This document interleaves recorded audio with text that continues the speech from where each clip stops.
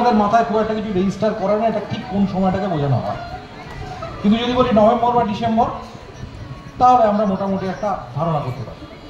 ঠিক এই সময় গ্রাম বাংলায়, আসামের বরাক উপত্যকায় এবং ত্রিপুরায় গ্রামের মানুষ পুজো করেন শস্যে। কোনো দেবতা নয়, কোনো মূর্তি নয়, নয় কোনো নিরাকার, মানুষ এখানে পুজো করে শস্যে।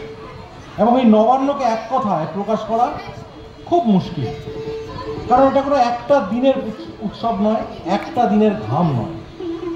যেদিন ধান পোতা হলো তার পরিচর্যা হলো, বাড়ির মহিলারা ধান কুটে সেখান থেকে চাল বার করে তাকে গুদামজাত করলেন, এই পুরো প্রসেসটা হচ্ছে নবান্নের এক একটা পর্ব। তাই আজকে আমাদের এখনকার নিবেদন সেই কৃষক ভাইদের প্রতি, তাদের পরিবারদের প্রতি নবান্ন।